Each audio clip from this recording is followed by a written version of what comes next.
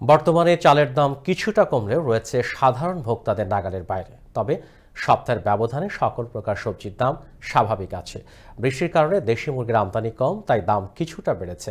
নিয়ন্ত্রণ রয়েছে ব্রয়লার ও কক মুরগির দাম। এছাড়া সপ্তাহের ব্যবধানে ইলিশ সহ সকল প্রকার মাছ ও ডিমের দাম কমলেও নিম্ন আয়ের মানুষের জন্য এখনও তা স্বস্তিদায়ক নয়। চাল, তেল, ডালের বাজার সহ সকল প্রকার খাদ্যপণ্যে মনিটরিংয়ের মাধ্যমে অসাধু ব্যবসায়ীদের শনাক্ত করে আইনের আওতায় আনার দাবি ভোক্তাদের। কারণ বাজার ঘুরে এসে শুভর ক্যামেরায় মুসামিয়ার প্রতিবেদনে বিস্তারিত জানাচ্ছেন নাজির নিসা। সপ্তাহের ব্যবধানে স্বাভাবিক রয়েছে সকল ধরনের সবজির দাম, তবে ইলিশ মাছ সহ সকল প্রকার মাছের দাম কিছুটা কম। সবজি প্রতি কেজি বিক্রি হচ্ছে 25 থেকে 65 টাকা। আদা রসুনের দাম আগের মতো থাকলেও কমেছে পেঁয়াজ ও আলুর দাম। সয়াবিন তেলের লিটার বিক্রি হচ্ছে 175 টাকা এবং বিভিন্ন প্রকার ডালের দাম কিছুটা স্বাভাবিক রয়েছে। সব জিনিসের দাম আগে যে এক সপ্তাহ আগে যা ছিল সব একই দাম, কোনো জিনিসের দাম কই দাম যে বাড়ে না।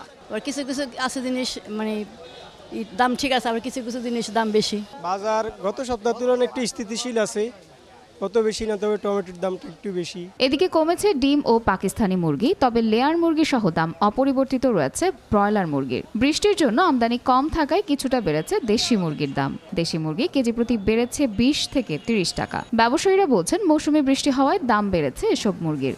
দেশের বন্যা স্বাভাবিক হলেই আবারও ফিরে আসবে সকল পণ্যের স্বাভাবিক দাম। ব্রয়লার হয়েছে 170 টাকা আর সোনালী হয়েছে আপনার 300 টাকা। গত সপ্তাহ থেকে সোনালী 20 টাকা বাড়তি, ব্রয়লার 10 টাকা বাড়তি। মাংসের দাম বাড়বে না, মাংসের দাম যখন বাড়ে না আর বাড়বেও না।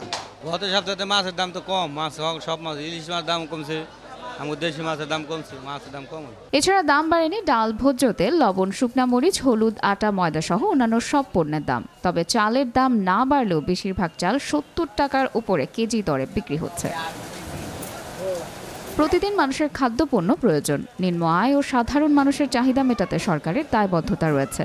তাই সরকারের বিভিন্ন দপ্তরে তদারকির বিশেষ প্রয়োজন এবং সকল প্রকার খাদ্যদ্রব্য নিয়ন্ত্রণের দাবি সচেতন মহলের। নাজনীন নিসা, আনন্দ টিভি, ন্যাশনাল ডেস্ক।